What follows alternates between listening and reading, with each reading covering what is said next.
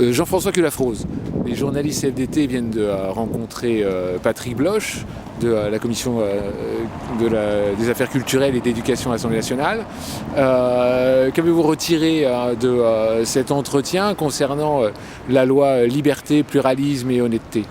D'abord, ce qu'on peut dire, c'est qu'on se félicite d'avoir été reçu à l'Assemblée nationale par le président et le rapporteur de la commission des affaires culturelles pour nous entendre pendant 1 heure, ce qui était satisfaisant. La CFDT, des journalistes et sa fédération a pu largement développer son point de vue.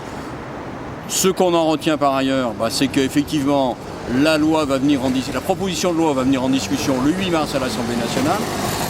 Une bonne chose. En l'état des choses, elle élargit les dispositions dont bénéficiaient les journalistes de l'audiovisuel public à l'ensemble des 37 000 journalistes pour les protéger en tant que tels, sauvegarder leurs opinions et leurs possibilités, s'ils sont en désaccord, d'aller devant les tribunaux et les prud'hommes. Ça, c'est une chose.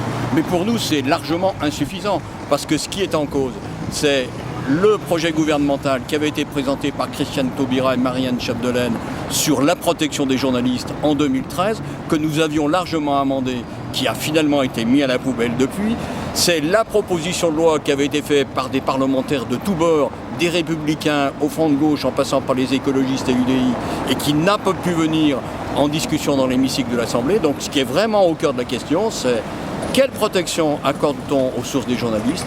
Quelle protection accorde-t-on aux journalistes pour enquêter sur tous les sujets, y compris le secret des affaires ? Et ça, c'est ce qui reste pendant. Nous, ce qu'on pourrait dire à ceux qui sont aujourd'hui à l'Assemblée nationale majoritaire, il vous reste moins d'1 an pour pouvoir légiférer sur une proposition, sur un engagement du candidat Hollande, qui est ensuite devenu une de ces propositions qu'il a rappelées à de multiples reprises. Et ça, il faut que ça rentre dans les actes. 2017 et les élections ne sont pas si loin.